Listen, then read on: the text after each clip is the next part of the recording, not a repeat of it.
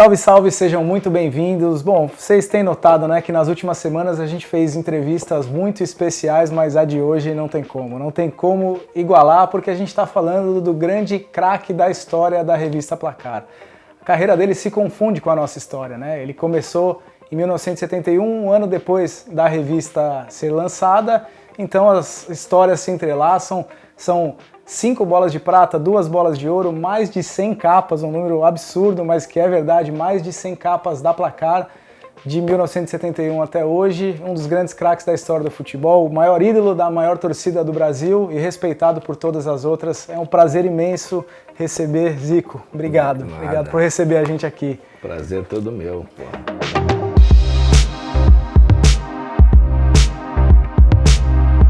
Zico, bom, eu me sinto mesmo honrado de representar essa nova geração da Placar, que infelizmente não teve a chance de ver você jogar, mas que sente muito prazer em mergulhar nos arquivos e saber ainda mais da sua história. Então, trouxe aqui algumas coisinhas, acho que você vai gostar de relembrar essa história. Eu devo ter tudo isso aí guardado. Tem coisa que nem a gente sabia que tinha, aliás, então uma boa deixa para falar desse livro aqui, que vai sair em dezembro, Zico 70, um livro... os autores são o Mauro Betting e o Maurício Neves. Eles vasculharam boa parte dos nossos arquivos da Placar, acharam coisas que nem a gente sabia que tinha. Uma delas esse né? iniciozinho de carreira aqui, o Zico novinho. Essa aqui é a primeira foto sua que foi capa da Placar. Verdade, eu tenho ela guardada. Você tem guardada? Tem, 71. Eu tenho quase todas essas capas aí, porque tem um arquivo lá na sala de troféus que só de revistas, né? E lógico, fotos do Placar, eu até mesmo fui presenteado por com várias delas. Né? O Maurício Neves, um dos autores do livro, me contou que ele achou lá fotos inéditas que nem chegaram a ser publicadas da sua estreia. Vamos ver se você lembra. Você vai lembrar, eu acho, qual foi a sua estreia no profissional? O profissional foi contra o Vasco, né? Em 71. Eu tinha acabado de sair, tinha acabado o campeonato de juniores e o Flamengo estava passando um momento difícil de atacantes, né? E eu tinha sido o artilheiro e lógico que o Fleitas Solis, que o chamado feiticeiro, tinha lançado muitos jovens em fases anteriores, né? Na história lá do Flamengo, o grande ídolo, o meu ídolo, Dida, foi um deles, Babá, enfim. Eram jogadores jovens que ele lançou. E aí eles acompanhavam lá as categorias de base, me chamaram e eu já também integrei ao time profissional. E era uma Taça Guanabara. E a semifinal era contra o Vasco. E nós jogamos contra o Vasco, ganhamos de 2-1. Eu dei um passe do primeiro gol para o Ney Guerreiro. E o Fio fez o segundo gol da vitória no final do jogo. Então... E o Maurício até comentou comigo que é impressionante porque tinha muito fotógrafo, né? Muitas fotos suas e focadas em você. Parece que o fotógrafo já pressentiu que ali ia ter coisa boa pro futuro. Né? Eu vinha com uma expectativa muito grande. Primeiro, meus irmãos, o Edu e o Antunes, falavam muito. O melhor da família tá lá em Argentina ainda, é menor e tal. Então já se cresceu com essa expectativa. Aí você começa, quando eu fui no Flamengo, e aí nas categorias de base, eu fui campeão na escolinha, e o artilheiro, aí dos amadores, o Dionísio tinha um recorde de 26 gols no campeonato, eu fiz 27, bati o recorde naquela época, e veio o juvenil... esse primeiro ano, né, que foi 71, e o meu primeiro ano eu já fui o artilheiro do Flamengo, o artilheiro do campeonato, se não me engano, foi o Tuca do Botafogo, um gol na minha frente, e aí já se especulou bastante em relação a colocar o menino para jogar, né? E o Solis, que sempre teve esse perfil de lançar jovens, ele me lançou.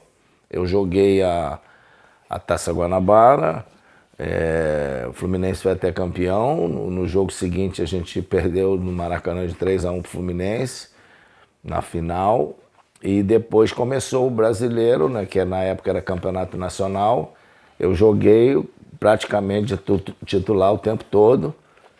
e fui convocado para a seleção olímpica, pré-olímpica, para disputar o pré-olímpico na Colômbia, e no final do ano, que nós ganhamos e classificamos o Brasil para a Olimpíada de 72 em Munique.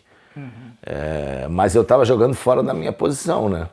Eu estava jogando de centroavante, não jogava na minha posição de meia. E aí, lógico, franzino e tal, lutava muito, corria, você ali tem que trabalhar. E por isso foi dado o apelido de Galinho de Quintino.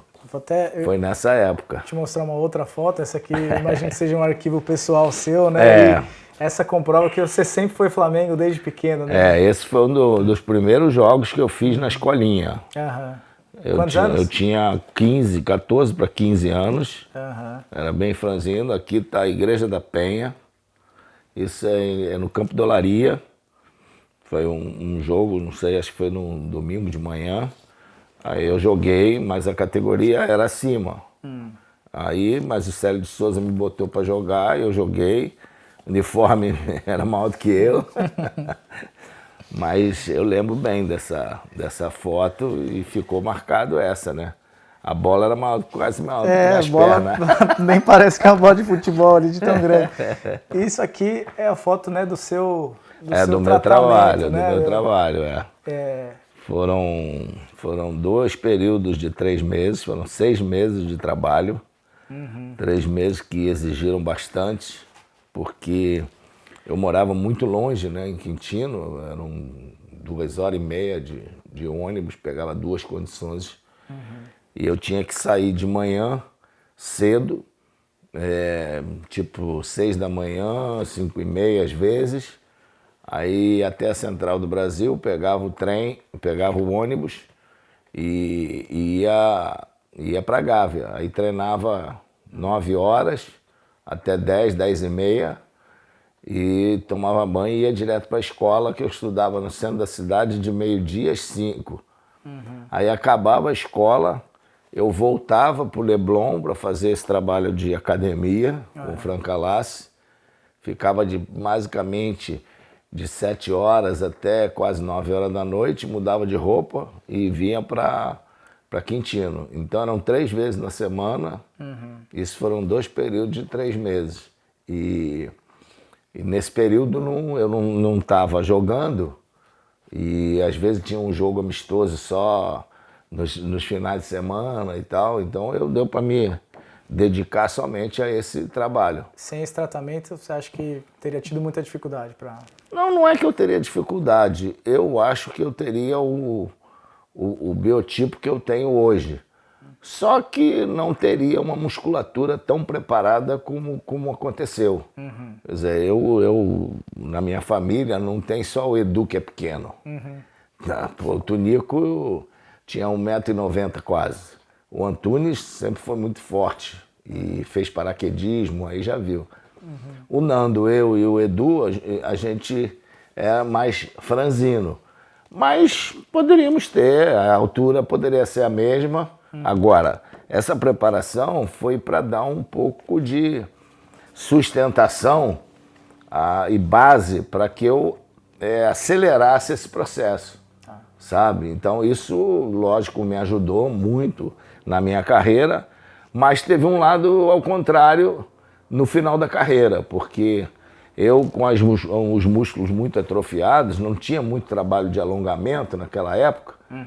E aí, no final da carreira, comecei a ter muitas distensões musculares e isso foi também uma das causas de eu ter parado um pouco mais cedo, né? Porque minha musculatura era muito forte, então o tempo foi passando,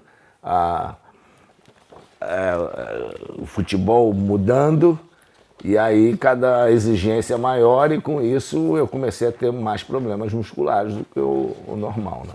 Zico, vamos pular aqui para uma edição que eu sei que você lembra dessa. Essa é uma edição histórica de 1980, você e o Sócrates, né, que foi um grande parceiro. Magrão, saudade do Magrão, mano. O Placar fez uma brincadeira de como você estaria aos 50 anos, né? É verdade, Não foi muito certeiro esse palpite. Não foi. Eu acho que se ele tirasse o bigode, tudo bem. Porque eu realmente, quando ele botou o Eric, né, era um grande maquiador, um polonês da Rede Globo, e quando ele falou o bigode, eu falei, pô, mas eu não tenho o menor né, cara de usar bigode, de botar o bigode. Aí ele falou, não, vamos botar só para diferenciar um pouco. Aí eu falei, tudo bem, pô, tanto é que o Sócrates usou bigode, dá o dele. Agora, o meu não. Eu acho que o bigode te envelhece mais, sabe? O bigode, se você tem uma barba, tudo bem, mas bigode só sem barba, é meio complicado. E aí eu fiquei muito mais velho do que o normal. Eu com 50 anos... Tava bem melhor do que estou 70. E naquela previsão você dizia que achava que ia ser um empresário, ter uma loja de artigos esportivos. Tal. Eu tive, né? Poderia me dedicar mais, mas é muito difícil. Aos 50 você estava treinando a seleção japonesa lá. Estava no futebol. Quando você está metido, imaginaria, né? Quando você está metido no futebol ainda, não tem como você ter outra atividade que você não tem conhecimento, sabe? É difícil. Eu tive duas situações nesse sentido. Primeiro, a loja que eu estava jogando. Eu não podia ir lá, sabe? Se você não deixa com uma pessoa da tua inteira confiança, né? Você não adianta. E a outra foi um restaurante, mesmo já tendo parado aqui, mas também... Tem que estar ali todo dia e tal, falar com os clientes e tal. O cara vai na tua loja se você estiver lá. É a mesma coisa que a escola de futebol. Escola de futebol, não adianta você criar uma aqui e ali se você não for lá. A criança quer te ver, ela está na escola do Zico, então o Zico não está. Não tem muito sentido isso, os pais não botam e tal. Sim. Se você vai botar na escola de um clube... Você sabe que aquilo ali é o clube, não está especificando. Agora, quando é de uma pessoa específica, você tem que dar atenção. Então, toda vez que eu inauguro escola, pelo menos uma vez eu vou, visito, entendeu? Quase todo ano eu vou. Você vê, eu tenho hoje 40 núcleos, eu acho que eu já devo ter ido a uns 35. Faltam poucos para ir. Ô, Zico, eu vi que aqui na sua casa tem um campinho de futebol bem legal e, bom, você joga bola até hoje, tem o seu jogo beneficente que é um sucesso tremendo, né, no Maracanã, todo ano. Eu queria saber se aqui na sua casa também, você às vezes pega uma bola, vai chutar ali, treinar o asfalto. Brinco com os netos. Eu normalmente era goleiro e eles ficam chutando. Tá pensando que ele fez aquele gol lá no Maracanã Seu neto fez um golaço, né? Então, à toa, aquilo ali tem aqui a orientação de onde chuta a bola, de que forma. Sabe, entendeu? Que nessa entrevista aqui Imaginando Seus 50 anos, você dizia que talvez teria um filho jogando no Flamengo, que era um dos objetivos. Não deu certo, mas quem sabe um neto, mas né? ele jogou também, né? Ele no Flamengo. O Thiago jogou. Mas jogou? Jogou profissional no Flamengo. Desculpa, essa eu não sabia. Com o Espinosa. Chegou legal. A jogar, mas era muito cobrado, né? Não adianta, difícil, ele sabia disso. Será que o Netinho... O Neto também, por causa disso, ele saiu por causa da escola.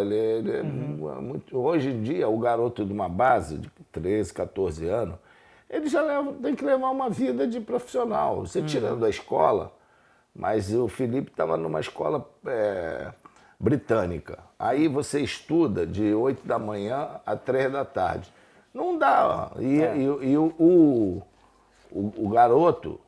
ou ele treina de 1 às 4 horas, 5 horas, ou ele treina na parte da manhã. E aí você vai ter que faltar à escola, ou então mudar para uma escola de noite. Do contrário, você não vai poder jogar. E ele optou pela escola. Ele tentou jogar no Serrano, estava jogando até no Serrano, que era o treino às 5 horas. O treino agora passou para 1 hora, ele saiu, ele preferiu dar seguimento na escola. Tá certo. Entendeu? Então aí você não pode... e contra o desejo de uma criança. Certo. Zico, tem aqui uma das suas várias premiações da Placar, foram 2 bolas de ouro. Eu queria saber se você, eu sei que na sua época tinha jogador que ficava, comprava revista para ver a nota e tal. Claro, lógico. Isso é normal. Toda semana tinha o placar lá para ver como é que tava. Você acha que a reportagem na época era boazinha com você? Era normal. normal, era normal. Fazia por merecer, né? Fazia por merecer. Eu acho que tá bom. Vai, não tá bom, não tá legal. Eu acho que isso é legal. Né? Aí eu faço sempre uma cobrança, né? Porque o placar tá me devendo 2 bolas. Ah, é? É, 2 bolas de prata, porque passou a dar, para quem recebia a bola de ouro, recebia a bola de prata também. Ah, tá. Então. Você recebe a bola de ouro pela maior nota, mas você recebe a bola de prata pela seleção. Sim. E aí, na nossa época, só via a bola de ouro. Então, vamos Então providenciar faltam duas. Que eu ganhei 2 bolas de ouro e eu tenho. Depois eu mostro ali, vamos fotografar lá com as bolas. Vamos providenciar isso aí. Tem É muito, muito legal. É a maior premiação do futebol brasileiro. Isso aí não resta a menor dúvida. Tem um flamenguista lá na redação que eu acho que vai querer vai fazer questão de te dar essas bolas. E eu tive agora para ir, mas o problema é que às vezes que tem as festas da bola de ouro, da bola do placar, bola de prata, eu quase sempre é uma data que eu estou no Japão, entendeu? Que é reta final de campeonato, né? Acaba o campeonato no dia seguinte, então eu tô lá, acaba sempre a temporada no mesmo período. Eu tô sempre, na época era o Arnaldo, né? Ele me chamou várias vezes. Eu falei, Arnaldo, vou estar lá no Japão, então essas festividades difíceis é a minha presença, mas prometi para ele que assim que estivesse no Brasil eu ia lá entregar para alguém e tal. Então eu acho que é fantástico. Todos os jogadores, todo mundo ficava atento nas notas e tal. E na sua época, os jogadores sul-americanos não podiam concorrer à bola de ouro da France Football, né? A bola de ouro hoje, que é o prêmio grande, não tinha, né? Não tinha. Você acha que se tivesse essa possibilidade na época, assim, você teria, em qual ano talvez você teria chegado? Eu acho que na France Football nem na minha época existia ainda. Não, tinha. É desde 56 a bola de ouro da France Football, é desde 56, mas até 95 só os europeus podiam ganhar. Europeus, exatamente. Então deve ser isso. Mas eu fui eleito 2 vezes pela revista mais importante do futebol naquela época, que era o Old Soccer, da Inglaterra. Mas não tinha premiação, entendeu? Eles só faziam a eleição e eu ganhei em 81 e 83. Então é gratificante, né? A FIFA também não tinha na época. Tinha, né? Eu recebi da FIFA entre os 100 maiores da história que eles escolheram, e o quarto, uma premiação que teve lá na Bélgica. Fui eu, Didi, Garrincha e mais um. É bem provável que tenha sido o Pelé, né? Provável. Ia ser uma briga boa você, o Maradona e o Platini naquela época, acho que eram os 3 grandes, né? Eu ganhei a premiação do El Gráfico na Argentina. 3 anos seguidos, fui eu e ele disputando. Ele ganhou 2, eu ganhei 1. Né? Então, eu acho que isso ganhei do El País. Ganhei 3 vezes do El País, que era um jornalista da América do Sul inteiro. Mas essa foto sua aqui, então, vamos falar de Maradona um pouquinho. Você lembra desse jogo contra o Boca Juniors? Lógico, claro. Flamengo Maradona é meu freguês, né? Freguês, né? É freguês, né? Ele... Como que era a relação com ele? Só empatou uma. Relação maravilhosa. O cara veio aqui na minha despedida, veio no Jogo das Estrelas, dele que alavancou o Jogo das Estrelas. O dia que ele veio foi um tumulto danado. Foi lá no CFZ, né? Lá no CFZ. Veio aqui em casa, ofereci um jantar aqui para ele. Foi muito legal, foi divertido. E teve um momento bonito aqui em casa, porque eu não estava... Eu não vi, o meu filho Júnior trouxe ele para ver a sala de troféus ali, né? E ele se emocionou e falou pro Júnior, olha, você tem que agradecer a Deus todos os dias pelo seu pai. Eu, devido aos problemas que eu tive, acabei vendendo tudo que era meu e não tenho nada, quer dizer, tem a história dele toda aqui, então leva isso para sempre. Então foi bonito, diz que foi muito bonito. Eu não sabia, não soube disso, eu soube isso no dia seguinte. Né? Bom, eu conheço muita gente que garante que você jogava mais que ele, jogou mais que ele. O que você acha? Ele era um artista, né? Ele era um malabarista. O Maradona era tipo assim, um Ronaldinho, um Neymar, né? Um Robinho. São caras que, sabe, criam coisas que ninguém espera, tá? O Messi, os caras às vezes fazem jogadas, né? Você também. Mas eu era mais objetivo, mais reto, né? Aquele cara que, sabe, mais simples, né? Se eu pudesse tocar de primeira e a bola seguir para frente, eu não era de ficar muito com a bola, sabe? Era olhar e fazer o jogo andar, entendeu? Na nossa época, era uma coisa também, em termos de marcação, eu e ele, éramos jogadores que eram marcados homem a homem, cada jogo seguido. Na Itália, então, todo jogo tinha um cara que... Futebol de hoje, você não vê ninguém sendo marcado, não deixando você jogar. Você domina a bola, você olha, levanta e tal. E naquela época, não, eu ia pegar a bola, tinha um cara com bafo no cangote aqui. Eu, às vezes, brincava, escovou o dente hoje e tal, porra, entendeu? Aí era isso. Então, é uma diferença. E o Maradona, a mesma coisa. Todo jogo, um cara em cima dele lá. E nele, talvez, ele era mais nervoso. E aí, nego enfiava porrada mesmo, pô. Então, em mim, o pessoal já, né, ia pra tirar a bola e tal, mas não eram muito desleais como eram com ele. Mas não é fácil que o teu time ver que você tem um cara marcado, ele não te dá a bola. E esse é o grande problema. Às vezes, esse tipo de situação te alija do jogo e é isso que o adversário quer. Entendeu? Então, hoje eu fico vendo os caras, pô, não jogava e tal, muito fechado. Pelo amor de Deus, se você me der 2 metros de espaço, eu vou enxergar aquele jogo todo, cara. Entendeu? Não é, a gente tem uma visão, Deus nos deu um outro time de ver o jogo, de olhar. Agora, porra, você tem que sair para pegar a bola toda hora. Hoje você recebe a bola muitas vezes livre. Aí tem lá aquele bloqueio dos times, mas não tem marcação homem a homem que existia na nossa época. Principalmente quem jogou na Itália, né? O que eu estava dizendo é que hoje eu vejo cada vez menos jogadores do seu estilo, que eram meia, você mesmo se definindo como meia, mas era um meia que estava na área toda hora, entrava muito rápido e que era ao mesmo tempo um armador, um garçom, mas vinha definir, são mais de 500 gols, né? Centroavante, né? Então hoje eu acho que o único que eu vejo com muito essa característica é o Messi, talvez, né? Que é um meia, lógico, que é artilheiro também. Mas o Messi raramente volta para armar um jogo, para compor ali. Ele fica lá do meio para frente, espera receber a bola, se movimenta e aí, meu filho. Acho que o Neymar também no auge foi um jogador bem móvel, assim, né? Mas tem algum jogador, talvez, da nova geração que você vê, claro, não comparando a qualidade, mas o estilo que lembra o seu, assim? Não tem. Eu acho muito difícil. Por que hoje... Eu acho que desde as categorias de base. Você vai na categoria de base hoje, não tem esse tipo de jogador. Ponta de lança, assim.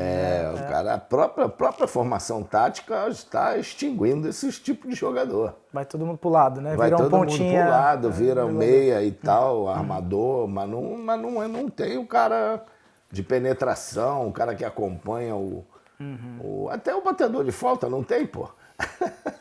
Exatamente, esse é um tema também que eu queria tratar, porque são famosas as suas histórias treinando falta, botava o colete no ângulo e tal. Será você que hoje tem também o seu podcast, você entrevista muitos jogadores, será que eles não treinam mais, Zico?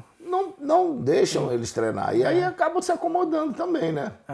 O treino, você vai dizer, o treino exige mais. Tudo bem, exige mais, mas você tem que ter, se você sabe que você tem no teu plantel jogadores que têm uma bela batida na bola, você tem que selecionar eles, porque esses caras vão te dar, né, o triunfo final.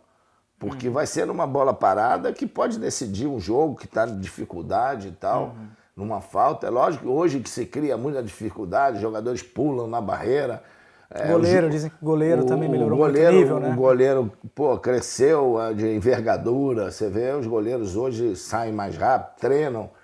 Eu sei, mas você aumenta, tu também que vai bater, vai aumentar, pô. Os caras batem só por cima da barreira, nada. Eu dava-lhe porrada também. Tem um monte de gol de porrada, que o cara esperava aquela por cima da barreira, tu metilha um pombo sem asa lá e a gente treinava de todas as maneiras. Não era só chegar ali e bater por cima, não. Não era só assim. Né? Bater de curva, 3 dedos. Eu fiz vários gols assim de falta. Agora, porque eu treinava esse tipo. Né? Às vezes, mesmo sem a barreira, você botava ali, eu mirava o ângulo e dava-lhe uma pancada para a bola ir tomar a direção.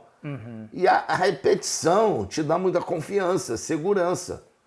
Então, eu, técnico, o que eu fazia? Quando eu via que tinha bons cobradores de falta, eu falava com o preparador físico, com fisioterapeuta, com fisiologia, com mais respeito que eu tenho, e sei da importância do fisioterapeuta, eles não entravam em campo para dizer que o jogador estava cansado. Eu tirava, Moraci, eu vou tirar eles 15 minutos e vou preparar eles lá nas faltas. Os 15 minutos você vai fazer, e se eu fizer falta vai te atrapalhar? Vai atrapalhar ele? Não. Então eu levava para lá, pro cara treinar, cara. Você treinou o Alex no Fenerbahçe, né? Alex, ele era Alex. Um grande batedor. Um grande batedor, um grande batedor. Ele conta uma história, ia ser legal ouvir da sua boca. Ele conta de uma vez que o goleiro falou, vamos ver se o treinador bate mesmo bem e tal. Como é que o goleiro, o David já aumentou essa história, disse que eu fiz uns 10 gols. Não houve nada disso. Mas aconteceu isso mesmo. E o goleiro, logo que eu que efetivei ele, né? No time e tal, Volcan, era gente boa pra caramba ele, foi da seleção muito tempo, agora é treinador. E aí estavam batendo, ele falou com o Alex, é verdade que o cara batia bem mesmo e tal? Ele falou, chama lá e pergunta se ele quer. Só que eu nem chuteira usava mais, eu só usava o tênis de campo. Aí peguei uma chuteira lá, falei, vou bater, deixa eu aquecer um pouquinho. Eu falei, ainda brinquei com ele, eu falei, carro velho demora a pegar, deixa eu bater umas aqui. Aí fui batendo lá e tal, aí falei, agora tá bom, vamos pra disputa. Aí botava a bola lá, ele com a barreira, aí eu, tum! Aí ele fazia assim, Aí eu, eu falei, aí depois você até, mas tu não vai na bola não, cara? Só olha, pra olhar eu vou aí pro gol, pô. Acho que ele nunca mais desafiou ninguém. Aí depois de umas 10 ali eu bati, eu devo ter feito uns 5, 6 gols, mas ele não foi em nenhuma bola, não pegou nenhuma. Aí eu falei, tu me desafia pra ver e depois não vai na bola, pelo menos se joga aí, faz... Essa é a prova, né, de que não tem nada a ver com a altura. Não dava, ele falava assim, não dava, a bola veio muito forte. Zico, só para encerrar o assunto falta, quem que foi o maior cobrador de faltas na história? Na sua opinião, que você viu assim? Nelinho. Nelinho? Nelinho, Porque o Nelinho batia colocado e batia forte, né? Batia de perto, batia... E a bola do Nelinho, eu vi o Nelinho começar a carreira dele, o garoto, lá no América, com meus irmãos. E ele batendo na bola era um absurdo, cara. Um absurdo. Nelinho é o que tirou a bola do Mineirão, não é? Que ficou pra fora do Mineirão. Isso. Ele batia umas bolas de curva 3 dedos, que era um negócio assim, além de ser forte, tinha muita direção. Mas ele batia bola de perto também, colocada e tal. E para mim era de maior precisão. Agora, tivemos caras que batiam forte, o Marcelinho, meu pupilo, né? Aprendeu com você. O Juninho Pernambucano, Zenon, meu Deus do céu, de cá, antigo, né? Roberto Carlos, Rivelino. Então, Ponte Pretano na sala aqui que gostou. Rivelino, Marinho Bruxa, né? O lateral. São caras que... Você como auxiliar da seleção, viu o Roberto Carlos batendo muita falta, né? Exatamente. Ali era pancada também. Mas era direção, né? A curva e tal. Não era muito... Mas ele batia colocado também. Mas não gostava muito de treinar, não. Ah, é? Tá, não gostava. Teve até um caso uma vez que eu dei uma bronca nele. Brasil e Argentina aqui no Maracanã. Aí, tava lotado, cara, no Maracanã entupido. Aí no segundo tempo teve uma falta. Aí o Roberto Carlos, né? Todo mundo expectativa de bater o Roberto Carlos. Aí veio o Júnior Baiano, foi lá e bateu. Eu dei uns poros. Eu falei, Roberto, você tem que pegar a bola, você. E aí, Júnior Baiano fez quantos gols? Você fez 20, cara. Vai Estádio lá quer ver o teu gol, né, pô? Vai lá e pega a bola. Ele, não, e tal. Falei, até conversei com o Zagallo. Falei, Zagallo, o Roberto Carlos tem que bater essas faltas, cara. É o cara que faz gol, pô. Interessante esse tema. Como que era para você ser o auxiliar do Zagallo e de uma geração que era fã sua, né? O Ronaldo, o Fenômeno, o Roberto Carlos. Como que era assim a relação com eles? Você sentia que tinha um respeito? Tranquilo, respeito normal, né? Não tinha medo da parte deles, de você, assim? Não, nenhum. Era um grupo já com uma certa experiência e muito sacana, né? Se eles pudessem, né? Aprontar alguma pra cima, você tem que estar sempre, não com os dois, com um pé atrás, com os dois. Uma vez ele fez isso, né? Comigo e com o Zagallo. Ele pegou a bola lá no campo, a gente tá sentado na cadeira, ele mandou. Aí a bola veio, aí, professor. Aí eu falei, tá bom, beleza. Aí fiz assim, puxei, botei aqui. Agora manda mais difícil. Realmente tinha uma turma ali de mundo, o pessoal. Veja, não deu, jogou pro alto, aí eu puxei aqui, botei no chão, isso que você quer ver? Pronto, toma, de volta. Boa. Muito legal. Zico, falando então de Copa do Mundo e dessa geração brilhante, aqui você e um grande parceiro, Sócrates, né? Vocês estiveram juntos em algumas capas, né? É verdade. Como que era essa amizade com ele? Vocês eram diferentes, né? Talvez no estilo de vida, no jeitão, mas se davam bem, né? Muito bem. E a gente depois estreitou quando ele veio morar no Rio de Janeiro. E a gente estava sempre se vendo, né? Ele sempre fazia algumas coisas na casa dele e tal. E eu tinha um time de garotos. E aí peguei 2 filhos dele. Peguei o Rodrigo e o Gustavo para jogar com Nova Geração, que era o time dos meus filhos também. E passava sempre lá, sábado de manhã, na casa dele para pegar os garotos e levar comigo. Às vezes ele ia, às vezes não. Mas o Magrão é um cara muito firme, muito correto. Ele é um cara que quando ele era amigo mesmo, entendeu? Então, foram momentos ótimos. O problema foi que nós não jogamos muito tempo juntos aqui, porque quando ele estava bem, eu estava com problema no joelho. E aí, quando eu me recuperei, que eu voltei a jogar, ele teve um problema na coluna. E aí, quer dizer, nós jogamos no Maracanã, no Flamengo, aqui no Brasil, uma vez só, cara. Aquele Fla-Flu. E jogamos no Iraque juntos e uma em Bahrein, na excursão lá do Flamengo, antes do Fla-Flu. Então, jogamos 3 vezes no Flamengo juntos. Depois do Fla-Flu, nós fomos para a seleção de 86. Aí, cara, quando voltou, eu com problema no joelho de novo, ele na coluna. E Zico, ele era o capitão do time, né? O Sócrates da seleção brasileira, né? Isso te causava não ciúmes, mas assim, você tinha o objetivo de ser capitão do time?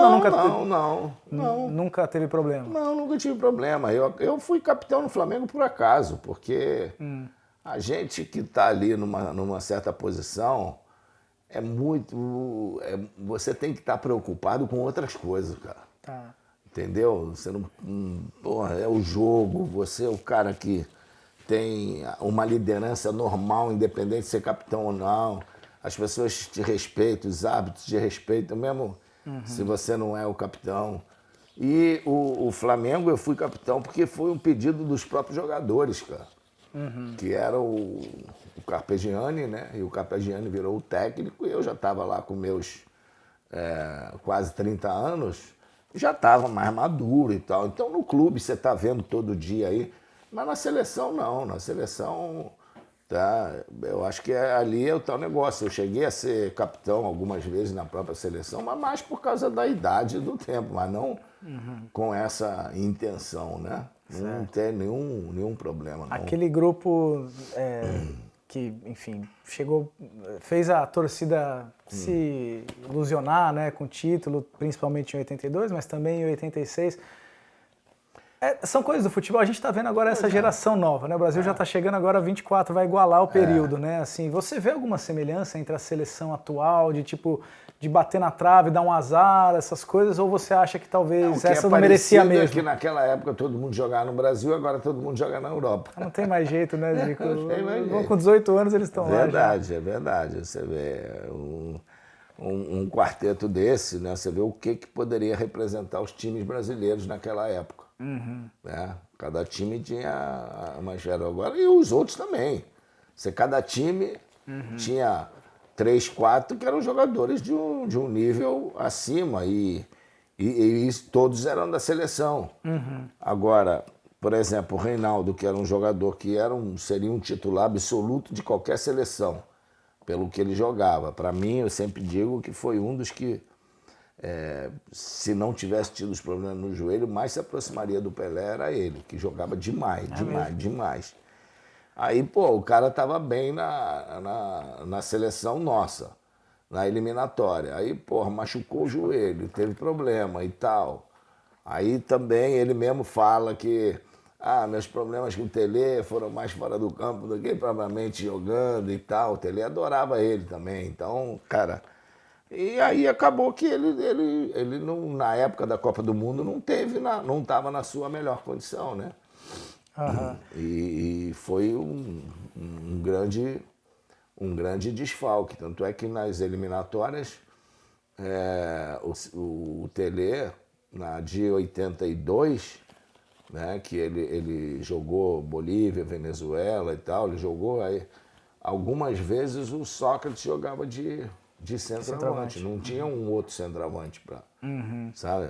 Depois que veio o Careca e o Serginho, né?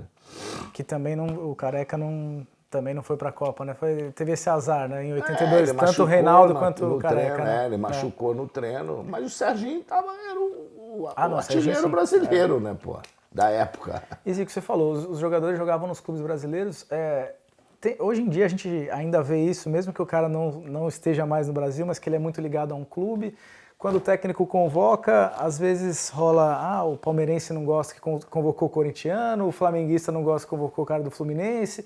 Isso eu acho que na sua época talvez tinha até mais esse bairrismo, né? Digamos, muito mais, né? Como que é? A gente ia jogar em São Paulo, os carioca não vaiavam. Então, e o contrário também, né? Tem o famoso caso do Julinho, do Julinho, exatamente. do Garrincha, né? Como que era para você jogar em São Paulo, por exemplo? Mas aqui no Rio, os caras não faziam isso como faziam em São Paulo, Era pior em São Paulo? O caso do Julinho, a vaia não foi propriamente pro Julinho, tá? O Julinho específico. A vaia foi porque o Garrincha foi barrado. Sim, sim. Que é diferente, não é diferente você entrar em campo e você ser apupado, você. Outra coisa, pô, tu tá no lugar do fulano e o fulano sabe, não vai jogar e os caras vaiam porque o fulano não ia jogar. Agora, desde o momento que o Julinho entrou em campo, porra, começou a jogar, nego aplaudiu e saiu aplaudido de pé. Então eu acho que essa era a grande diferença. A gente começava o jogo na escalação já sendo vaiado, pô. Quando você ia no Morumbi e tal. Exatamente. Porra, não só eu, mas todo o time, né? Então, todos os cariocas. E ainda mais porque saiu o Brandão. Quando saiu o Brandão e entrou o Coutinho, aí piorou ainda mais pra nós. A rixa era São Paulo-Rio mesmo. Gaúcho, os mineiros não tinha tanto. Gaúcho também. Gaúcho era talvez com todo mundo. Mas é curioso, né, Zico? Porque a gente ouve muito falar essa coisa de que falta amor à camisa da seleção e tal, mas essas questões de críticas e tal sempre existiram, né? Sempre existiram. E outra coisa, a gente estava aqui para poder responder. Hoje não, hoje os caras criticam, mas os caras vão embora, não estão nem aí, vão cada um... Não, às vezes nem vem ao Brasil, né? Eles saem fora e já ficam por lá mesmo, e não atrapalha nada. Às vezes aqui atrapalha a carreira da gente. Até você né? Pô, recuperar novamente leva tempo, porque, pô, você não ganhou, os caras aí começam a falar um monte de coisa e você tá ali jogando. Agora não, agora o cara tá lá, vai jogar, não é como se não existisse nada. Eu ia te perguntar justamente sobre isso. Das 100 capas suas, assim, eu diria que uns 80% é de elogios, mas tem alguns de momentos, por exemplo, essa, Zico, Galinho vale o que ganha. Isso, claro. E teve, principalmente, né, depois de isso 86, acho que... parte, né? Como que você lidava com isso, Zico? Com muita tranquilidade, Eu só não me dava bem com aquele que eu sabia que perseguia. Entendeu? Aí na hora que não dava uma coisa assada, o cara... Isso aí você vê na hora, né? Porque eu sempre fui uma pessoa muito livre com questão de imprensa. Né? Nunca me escondi de nada, sempre... E outra coisa, quando o cara falava alguma coisa, eu respondia para ele direto. Entendi. Tá? Ia na cara e falava, não generalizava, entendeu? Então, e ainda mais, o problema maior é quando o cara se esconde atrás da notícia. Quando o cara assina lá, escreve e assina, aí você tem condição de falar. Agora, você não sabe quem é, às vezes a matéria é uma coisa, o título é outra. O cara tem que saber lidar com isso, cara. Então, meus problemas foram muito pequenos. Meus problemas com imprensa foram bem individuais. Certo. Bem individuais. Então, eu sempre soube levar, pô, se o cara escreveu isso, está escrevendo, será que vai? Vamos raciocinar por quê? Qual a razão? Eu acho que a grande vantagem que eu tive dos outros é que eu tive na família 2 irmãos que chegaram lá em cima, tiveram aqui embaixo, e eu vi de perto tudo aquilo que aconteceu com eles. Então eu consegui, desde o início da minha carreira, saber separar essas coisas. Tá? Sabia que hoje eu estava bem, todo mundo ia me elogiar, ia querer tirar foto e tal, mas sabia que se a coisa tivesse ruim, o nego ia dar pancada e eu ia passar aqui, o cara ia atravessar a rua para passar do outro lado. Entendeu? Não ia ter mais tapinha nas costas, não ia ter aquele cara que quer estar contigo. Então, nada me influenciou nessa situação, não. Certo. Zico, nessa edição aqui, que é da sua despedida do Flamengo, de 89 ou 90, acho que é 89, né? 89. O jogo foi em 90, né? O jogo foi em 90, foi a sua 90, despedida. Foi contra o Fluminense, 5x0, é essa? Essa foi de profissional, né? Tá. E teve um jogo de despedida em Udine, né? Não, o Udine foi seleção, certo? Foi seleção. Teve um jogo de despedida no Maracanã. Maracanã mesmo. Mas foi em 90. Essa daqui deve ter sido o último jogo do Fla-Flu. No Fla-Flu, isso foi mesmo. Foi jogo valendo mesmo, pelo brasileiro. Foi isso mesmo. E nessa edição, que você relembra as suas glórias e também as decepções, você chega a dizer que sentia que o pênalti perdido contra a França ia te perseguir a vida toda. Claro, lógico. Isso aconteceu? Você até hoje pensa? Não penso, não. Eu tô te perguntando aqui, As pessoas que, cara, quando tem que falar de mim, fala disso. Entendeu? Que você amarelou, que pipocou, que fala um monte de besteira. Entendeu? Não tem que falar de nada e vai... Vamos lá pegar alguma coisa lá que... Entendeu? Aí, mas isso eu sei. Você sabe que uma coisa que me chamou muita atenção nisso, e que eu entendi claramente, o pessoal antigo, né? Quando eu perdi o pênalti, Zizinho, Ademir da Guia, Ademir Menezes, centroavante, e tinha um outro tempo, acho que foi Jair da Rosa Pinto, mas acho que foi o Ademir que falou, o Zizinho, ele depois que eu perdi e tal, mais à frente fizeram entrevista, ele falava assim, poxa, ainda bem que agora vão esquecer da gente, não vão falar mais da gente, vão falar do Zico, porque eu aquilo aí, os caras vieram em cima de mim, o que você achou dele vai lá? Eu falei, eu achei que é verdade, não tem nada contra eles. E vai ser isso mesmo, cara. Vai ser isso mesmo. Né? Se você pegar um cara que perdeu o pênalti numa Copa do Mundo, mas o time ganhou, cara, ninguém vai falar nada. Quem lembra? Ninguém lembra. Agora, se perdeu, vão falar. Então eles estão cobertos de razão, vai ser isso mesmo. Pô, aí eu ficava imaginando, cara, o que esses caras sofreram, entendeu? Esse tempo todo. Barbosa, que sofreu um gol, o Barbosa, quando o Centro de Futebol fez o primeiro aniversário, a gente fez uma festa lá no Centro de Futebol, eu levei acho que foram 80 e poucos jogadores que disputaram Copa do Mundo pelo Brasil. Não foi quem ganhou, porque o pessoal homenageia quem ganha, entendeu? Então, Sim. Aí eu levei o pessoal, convidei a todos que estavam vivos e Pelé foi, tá? E o Barbosa foi. O Zizinho, Domingos da Guia, foi de gente de todo, desde 1930. Teve um lá antigo. Cara, o Barbosa me deu um abraço, né? Ele chorando, poxa, você me fez sair de casa. Essa é a primeira homenagem que eu ganho desde 1950, cara. O cara foi quase condenado porque perdeu uma final, né? E o cara fez o gol lá, a bola. Cara, é um negócio assim absurdo, cara. Os caras misturarem isso. Sim. Então tudo isso que você vê, eu tô parado. Queria perder? Não. Mas eu boto a cabeça no travesseiro e eu vou dormir.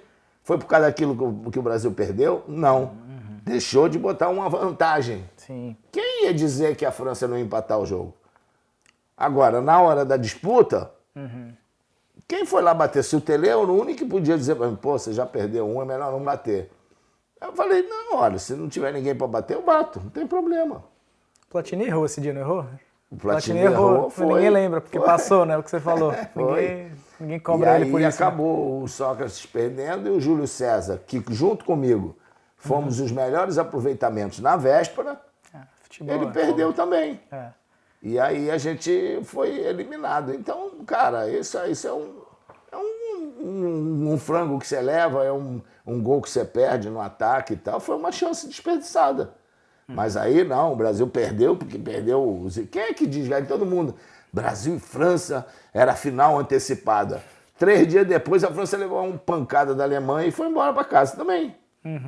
Entendeu? Então é o seguinte, no Brasil você tem sempre mania de você acusar alguém. Quem é esse? Fulano é o culpado. Na Copa de 82 acusaram o Cerezo, de 50 o Barbosa. Na outra Copa, sabe? É sempre assim.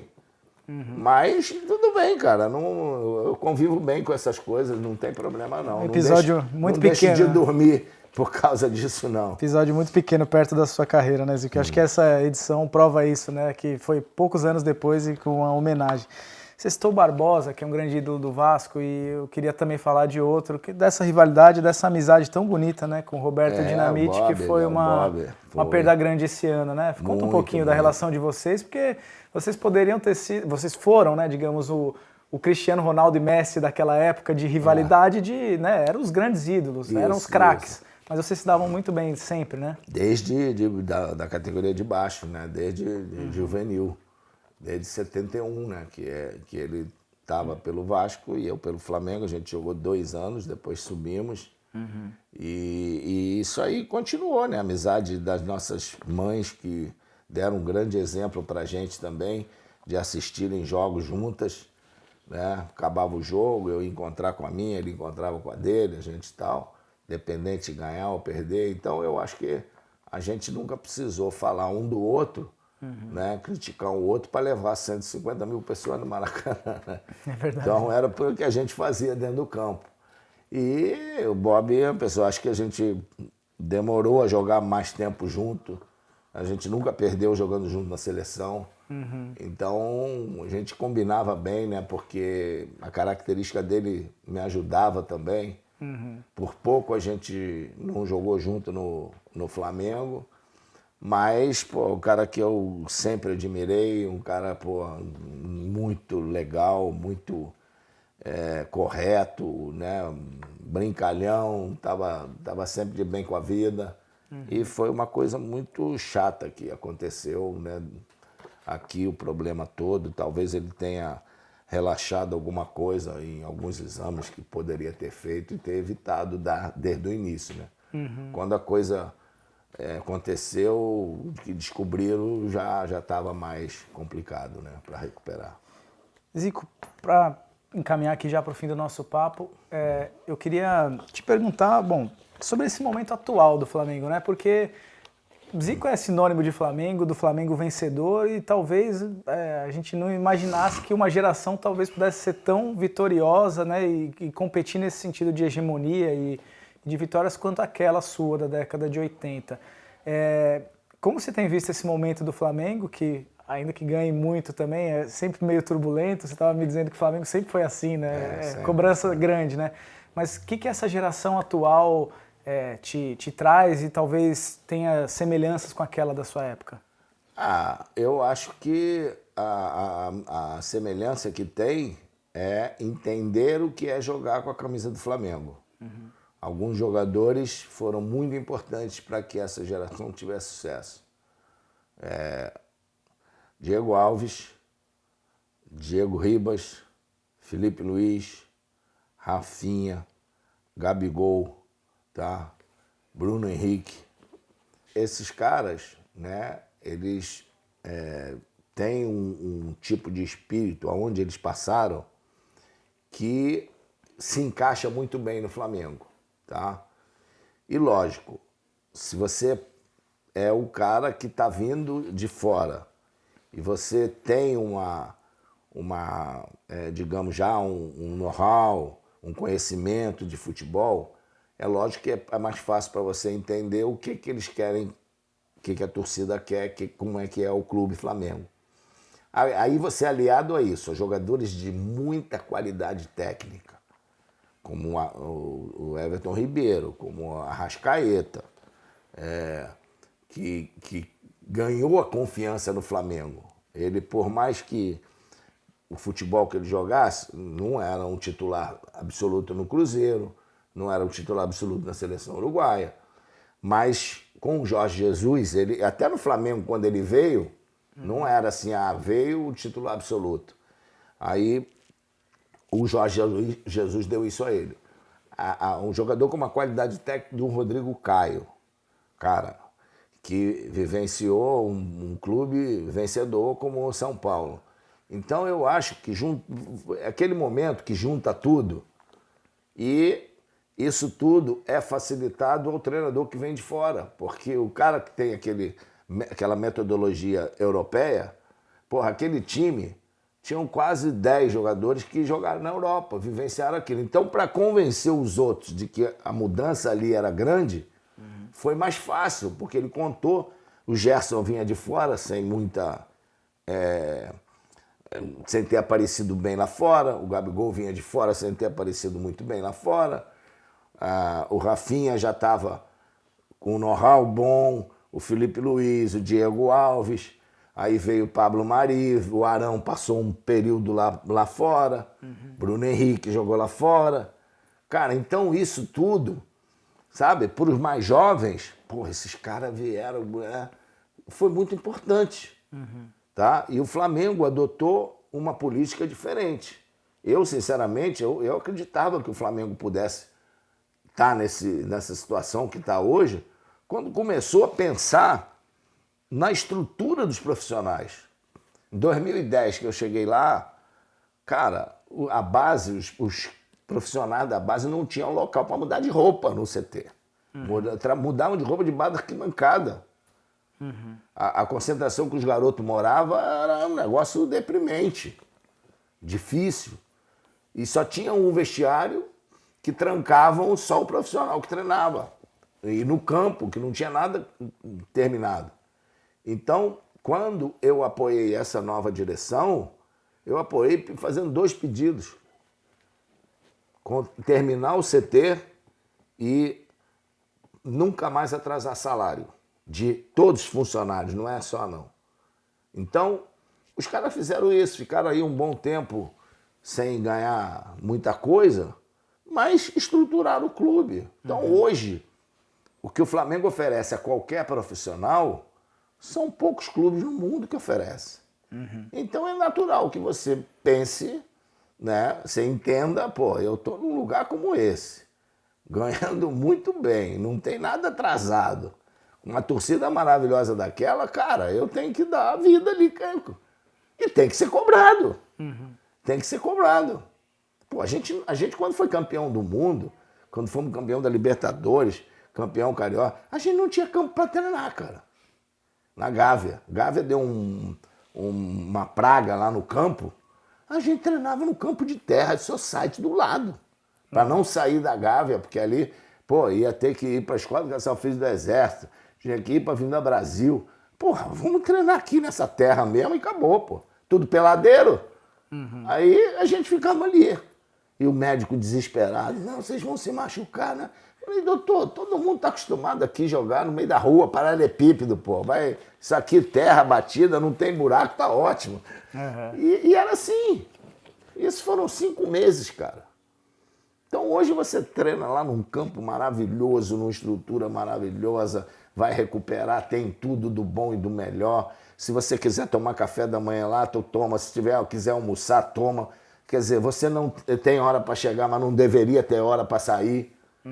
Então é outra história, cara. É outra história. E tem uma situação que antes soava como heresia, talvez ainda continue soando para muita gente, mas tem gente que, mais jovem principalmente, que diz que o Gabigol, que é o grande ídolo da atualidade, possa se tornar o grande ídolo da história do clube. O que você acha disso? Eu acho ótimo, porque se ele conseguir isso, é sinal de que ele deu muitas alegrias à torcida do Flamengo. E a gente, como torcedor do Flamengo, vê o Flamengo feliz, a torcedor do Flamengo feliz, tá tudo bem, cara. Eu acho que todas as situações no futebol, elas são feitas para você atingir. É sempre uma meta. Qual a meta que você vai atingir? Essa aqui. Cara, então se você ganhou mais, conseguiu melhores resultados, tem que ser reverenciado por isso, cara. Agora, tu acha que alguém vai esquecer tudo aquilo que foi feito para trás? Não vai. Então, o nome nosso, a gente já fez o nosso trabalho. Já deixamos, plantamos lá em eles têm a referência para fazer. Né? O pior é quando você não tem referência. O que é alcançar. E isso é bom, você ter alguma coisa. Tu acha o quê? Que esses caras que batem recorde aí nas Olimpíadas, não é porque tem uma referência, porra, aquele cara fez isso, eu vou querer fazer também. Entendeu? Então, eu acho. Agora, nada vai apagar o que o cara alcançou antes. Sabe? Quantos anos o Brasil ficou? Os caras vieram me perguntar, não, você... Pô, o cara te passou na artilharia da Libertadores, né? Agora é o tal. Aí eu falei, vem cá, você me perguntou alguma vez e veio fazer uma entrevista que eu era o principal artilheiro da Libertadores esse tempo todo? Aí ele falou, não, então por que você vai me perguntar o que eu acho agora que alguém passou? Pô, vai perguntar quem passou, pô, que é melhor, e não a mim. Então, tem muito dessas coisas, cara. Pô, e é lógico que os recordes, as marcas, elas são feitas sempre para serem batidas. Tá? E eu, como torcedor do Flamengo, quero mais é que o Flamengo ganhe. Quanto mais ganhar, mais eles vão ficar felizes, mais essa nação vai crescer. Perfeito. Zico, você falou, sua história está escrita literalmente nas páginas da Placar, está tudo inteiramente escrita lá. Para encerrar aqui, fazer uma brincadeirinha rápida, o pessoal gosta dessas brincadeirinhas, pimentinha aqui. Vou falar um jogador, você disse que você jogou mais. Pode ser? Pode. Jogou mais que o Platini? Pau a pau. Era bem do meu estilo. Bem do estilo, né? Bem do meu estilo, bem parecido. Jogou mais que o Ronaldo? Cresceu quando eu fui para Itália. Ele melhorou? Ele melhorou, evoluiu mais. Até a falta ele passou a bater. Jogou mais que o Ronaldinho Gaúcho? Habilidade, não. Em habilidade, não. Talvez em objetividade, sim. Jogou mais que o Maradona? Não. Jogou mais que o Lionel Messi? Não. Jogou mais que o Cruyff? Não. Pô, pra mim é um dos 5 melhores do mundo, da história. Jogou mais que o Neymar? Pau a pau ali. Parece... Habilidade, não chego nem perto. Mas é aquele negócio do Ronaldinho, a mesma coisa. Uma coisa é objetividade, outra coisa é habilidade técnica. Né? Eu acho que eu ganho numa parte, ele ganha na outra. Para fechar, para até como homenagem ao nosso rei que se foi, jogou mais que o Pelé? O rei, cara, você não devia colocar nem ele devia nada, falar, né? cara. Não devia nem falar. Deus, quando fez um jogador de futebol, pegou todas as valências e fez assim, ó, tá em você. E ele retribuiu dentro do campo, com a história dele. Não podem falar o que ele fez, quem viu, e eu tive a felicidade de ver de perto isso, acompanhar, não tanto aquele início lá no Santos, né? Mas depois vi filme. Tem filmes dele aí, que agora, quando ele faleceu, começaram a documentar. Tem que passar sempre, cara, para os caras da nova geração ver. Porque tudo isso que o nego faz hoje, ele já fazia naquela época. Tudo o que Messi faz, o que Cristiano Ronaldo faz, o que Neymar faz, tudo ele fazia. Então não tem como comparar ninguém a ele. Ele botou o Pelé, tá pronto, acabou. Botou Pelé, acabou, não se fala mais nisso e tal. Agora vamos aos outros. Dali para baixo é que tem que se falar, sabe? Porque é um cara, sabe? Por isso é o rei. Foi o rei. Você não tem dois reis, você tem um só. É o rei e pronto, e acabou.